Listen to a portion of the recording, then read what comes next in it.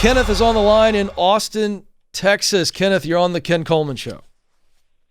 Hey, Ken. Such an honor to be talking to you right now, man. I'm super pumped for this. Well, I appreciate that, but I'm honored to talk to you, especially another Kenneth.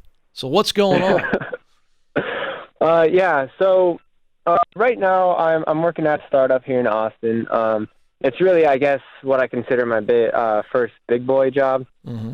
And I come to work every day thinking of it as an opportunity. It's probably not the right place, and a majority of the roles aren't the right roles for me. I know that, but I can really latch on to the roles I have that, I get the juice from, because there are those roles for me. Good. But I'm really clashing with some coworkers of mine, and not in like any verbal or physical way, obviously.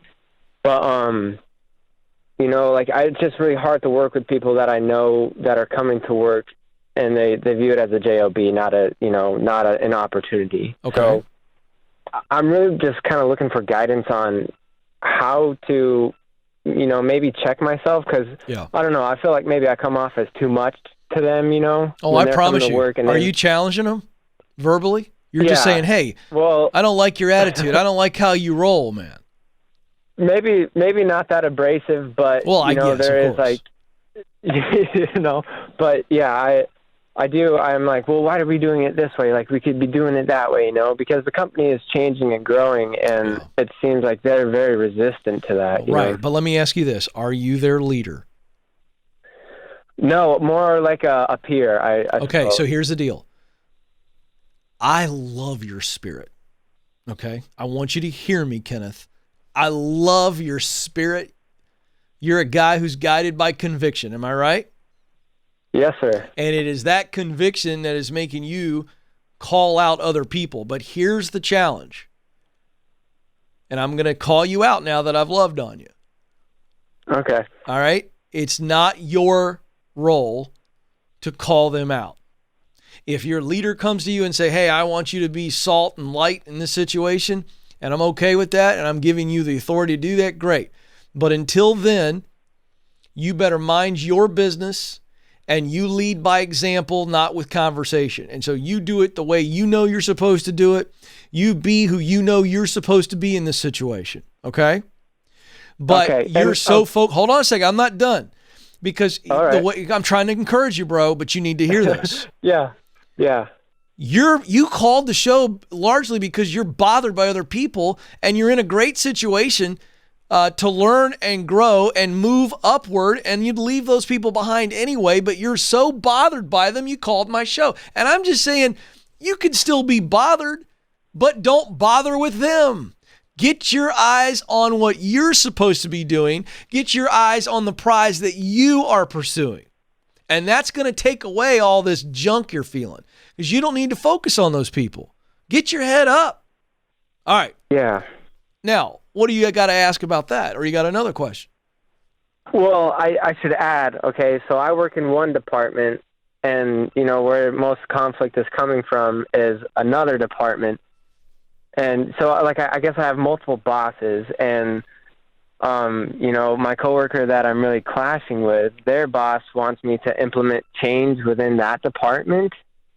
And so, I have the go-ahead to Okay, but here's the deal. So stop worrying about them and go back to that leader and say, hey, you deputized me to go make some change. Okay. I'm trying to make the change, but Larry's not interested in changing. But I'm not Larry's leader. So I need your help. If you want me to implement the change, I'll do it. But Larry's stopping me, and because I'm his peer, I can't force Larry to do it. I got a Larry problem. But you got to take that to the leader. You tracking with me? Yeah, yes, sir. So here's the deal. One of my favorite things that I hear from coaches is a mantra that is my final challenge for you. Do your job. Don't do anybody else's job. Do your job. And so I just told you what to do, and the leader's got to fix that. You can't fix it. You don't have the authority to fix it. Am I right? Yeah, you're completely right. And, my personality type is, maybe like a superhero complex. Like I just want to fix everything. Of course, you're a crusader. You're a crusader, right? I love that. Yeah. Listen. How old are you, Kenneth?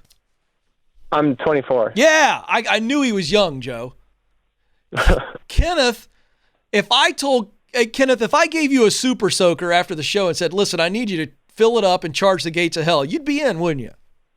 Oh, yeah. No doubt. Yeah, I get it. I love it. Kenneth, you're going to change the world. Listen, but you have got to understand how to change it. And so you're going to end up hacking off everybody around you. And then a weak leader or even a good leader might go, listen, I know you meant well, but you've created such a problem. You've created landmines everywhere. We can't have you around here, man. As opposed to take all that passion, take it back to the leader and go, hey, man, I'm your guy, but I've hit a wall and you're the only person that can solve it. Okay? That's what you got to do. And hopefully, in this case, your leader steps up.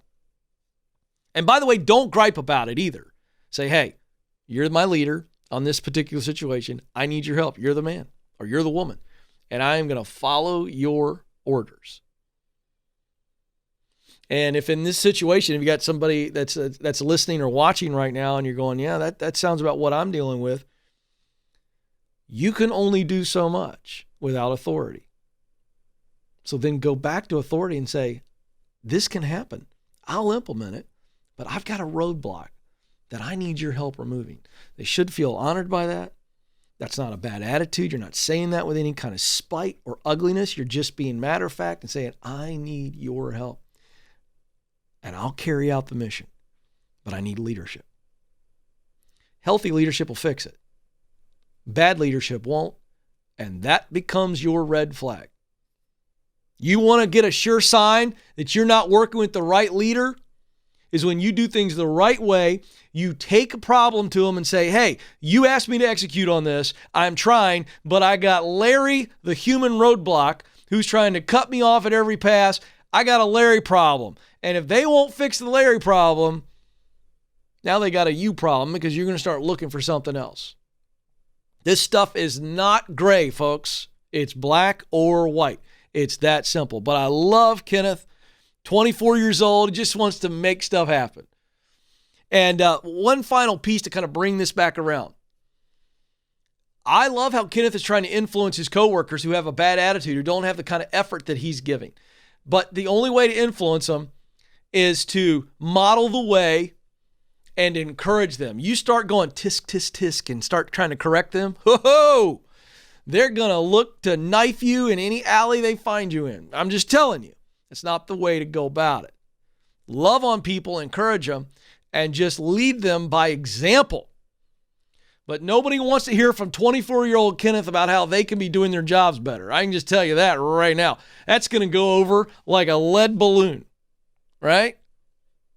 The great song by one of my favorite bands, REM. What's the frequency, Kenneth? You better get on the right frequency. That will preach.